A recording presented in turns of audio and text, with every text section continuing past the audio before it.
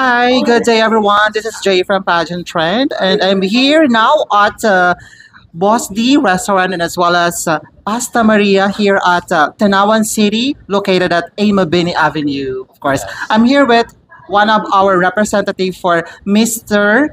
National Universe 2024 nagaganapin next month, I guess. Next month in Yeah. Bangkok, Thailand. Wow, bongga. Anyway, I'm here with Raslan. Hi, Raslan. Hello, Ma'am Jay, Sir Jay. All right, how are you, Raslan? I'm doing great. Medyo busy sa preparation, pero no pressure. I just enjoy the process. And I believe you have plenty of preparations for this international competition. So, can you please tell us what are the preparations you had during a long, journey in this competition? Grabe, it's been a year po since the Mr. International Philippines pageant. So parang marami po ako natutunan. I've realized kasi meron po kami mga workshop before na dala-dala ko hanggang ngayon. Kami mga brothers ng Mr. International Philippines 2023, yung mga natutunan namin, um, isa ka siya sa kino-consider na preparations ko. No, and at the same time, of course, the physical body. Siyempre, dapat labang-laban po tayo dyan. The personality development and communication skills is very important as well. When it comes to communication skills, kumusta naman? Who trained you for the Q&A? For the Q&A, it's Tito Norman. And at the same time, Sir Jeps. So, as a communication student, medyo nakaka-adjust naman po tayo in communication skills. And it is really, alam mo yun, nag-grow po talaga outside. So as a salesperson din po, a financial advisor, every day we're doing communication. So I think every day I'm improving. Wow, that's very nice to hear, Raslan. Anyway, if you were going to rate your preparations for this international competition, rate from 1 to 10, alin ka dito and why? It's 9. 9. Oh, Nine. bakit? I think there should always be room for improvement. So that 1% is very necessary. And that 1%, I consider that as 100% na kailangan ko pang galingan yung 100% ko every day. Since it will be 3 weeks na lang po before the pageant. Yes, bongga bongga. Do you feel pressure na ba? Medyo kasi parang ano po pagdating ng June, ayan na, it's June na, pageant na. Pero every day, I'm blessed. I'm blessed to have a vision to win the title of Mr. National Universe. Anyway, I'm very happy for you and Thank you, Sir Jay. I'm looking forward na may uwi mo yung title para sa Pilipinas, of course, Yes. Raslan. And I know that you are well prepared in this international competition. So, talking to your Mr. International Philippines journey, how was it? At the Mr. International Philippines ay napakagandang experience po kasi doon we had the workshop, the brotherhood itself, kung saan ka mo pumunta, in Rizal, in QC, ay may kakilala ako dyan, merong kapatid dyan. So, it's different and at the same time, the organization itself is very hands-on, the Mr. International Philippines. And, ayun, pinapag-host na rin nila ako, so parang it's such a privilege for me. After the competition, of course, sa Mr. International Philippines, ano sa tingin mo yung nabago sa sarili mo? Okay. After the pageant, ang nabago po is my confidence, no? And the connection po. Marami po ako na-meet na iba't ibang tao sa iba't ibang lugar. So it helps me a lot because as a financial advisor, I really need connection. So marami din po ako natutulungan to have an insurance. And yes, and at the same time to connect them with other organization as well para magkaroon po ng opportunity yung iba't ibang tao. Hindi lang po para sa akin. And syempre, nakikita ka na rin sa TV, di ba? Yes. You're one of the newscasters sa PTV4. How was it? PTV4. How was your experience there? Yes, after the pageant, ayun po pala, naging news anchor po tayo, naging TV host po tayo sa morning show. So, the experience is really good kasi iba yung feeling ng humarap ka sa camera, sa studio, tas live pa. So, doon nag-grow din talaga ako and I think that is something that I will cherish hanggang pagtanda. Kasi katulad po ng sinabi ko kanina, I think this is gonna be my last pageant. So, I will do my best. Wow, it's so sad naman to hear your last pageant. But anyway, I'm praying for the title, Raslan. And Thank you, of sir. course, among this experience, do you think this is your advantage to clinch the title for the Philippines? Yes, I think so. Parang this experience ay nadagdag lang din po sa experience na meron ako sa tunay na buhay. Kumbaga, I think the real uniqueness of me is yung experience ko in life that I can really share and makarelate po ako sa mga tao. Hindi lang po dito sa Pilipinas, pati po sa Thailand. Because if parang empathic, parang ganon, no? So, my experience can relate in people and that is one of the most important thing. The highest form of leadership is empathy. So, maganda po yan. All right. What it takes to become Mr. National Universe 2024? Okay. Number one po, medyo pressured kasi Michael Ver won din last year, one of Yes. the title. So, pero now the pressure is much more kasi we are aiming for the title itself, the Mr. National Universe. And medyo gumagaan, Sir Jay, kasi yung support ng mga kaibigan ko, ng family ko, ng partner ko, ng Pilipinas, Yes. ay nandyan.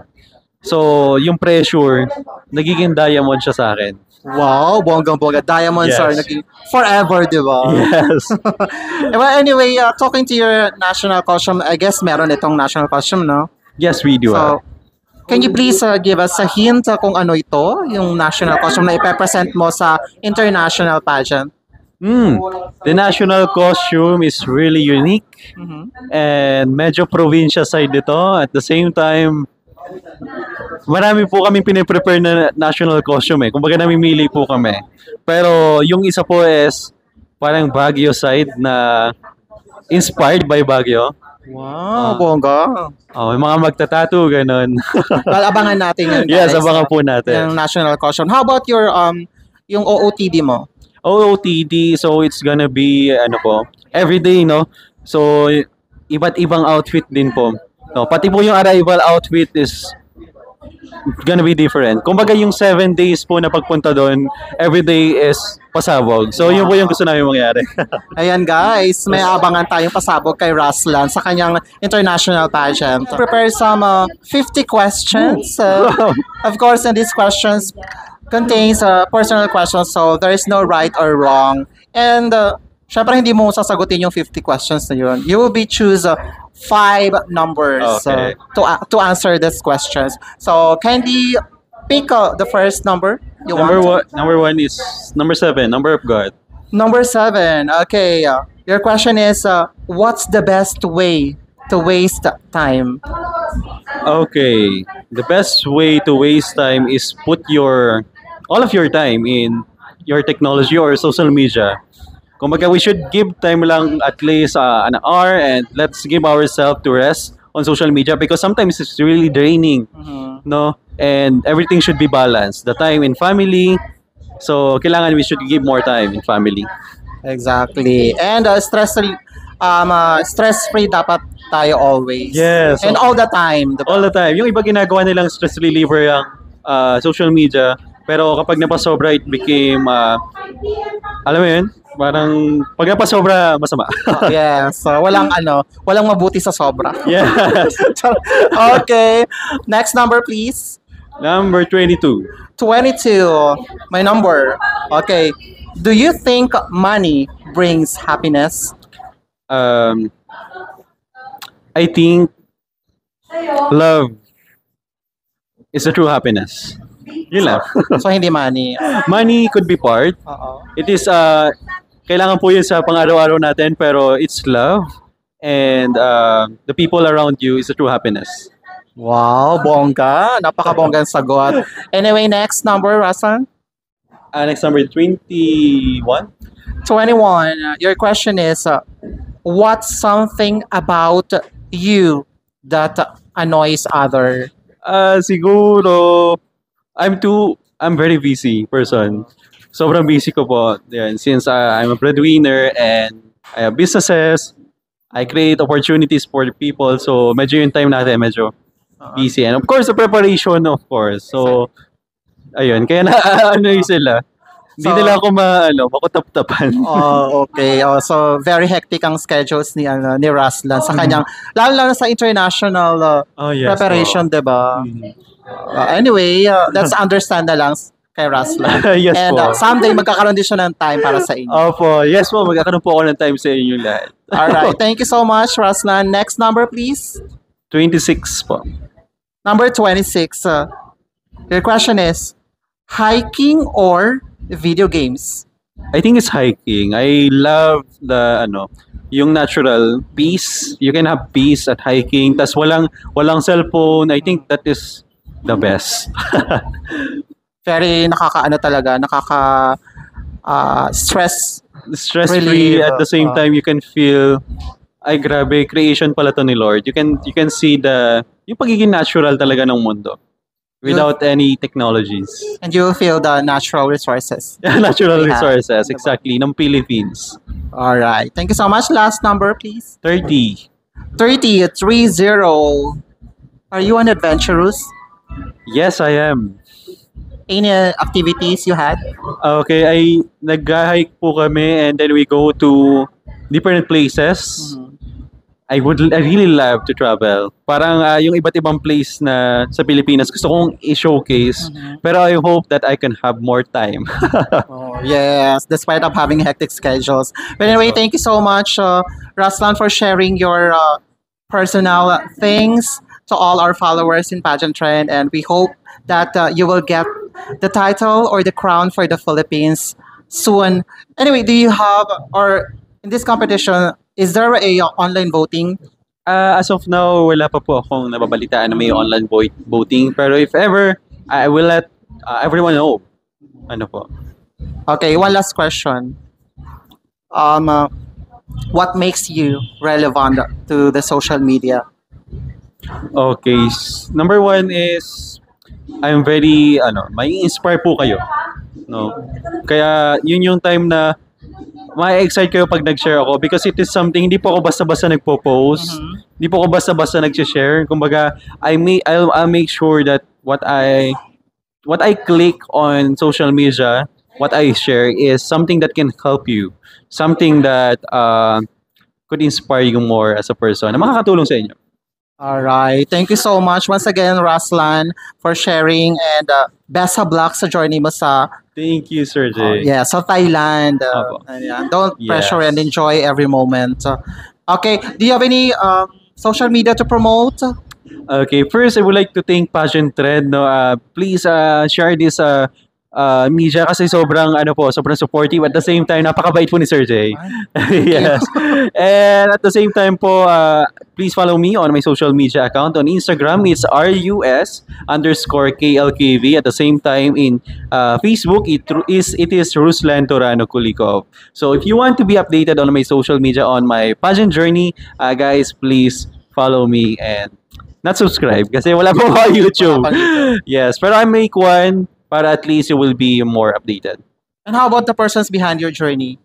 Yes, I would like to thank po my number one is God for giving me this opportunity. Number two is my family. Number three is my partner and my friends, my co-workers, everyone po ng part ng buhay ko. Alam niyo na po yun kung sino kayo. And yung mga supporters ko po sa iba't ibang lupalo po ng Pilipinas, maraming salamat po. All right.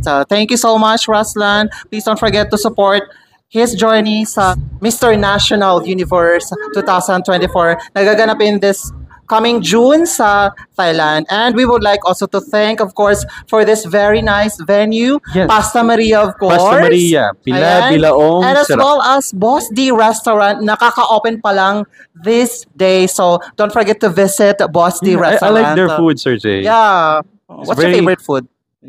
Kanina parang tapa yun may egg. Yeah, Oo. it's also my Pero, favorite. pero ano siya, alam mo yun, ang ganda ng place and very cozy yung food, talagang babalik-balikan talaga. Exactly. Ang bonggang-bongga ng setup ng restaurant na to. Only And- here in Tanawan City. Yes. Visit na kayo guys sa Tanawan City. And thank you so much once again. This is Jay from Pageant Trend. And we hope that you will subscribe us on our YouTube channel, Pageant Trend. And as well as follow us on our social media platforms, Facebook page, Pageant Trend. another Facebook page, Pageant Trend Philippines, and as well as on our Instagram account at Pageant Trend Official. Ayan, maraming Yes. salamat and have a good day. Bye! Thank you po.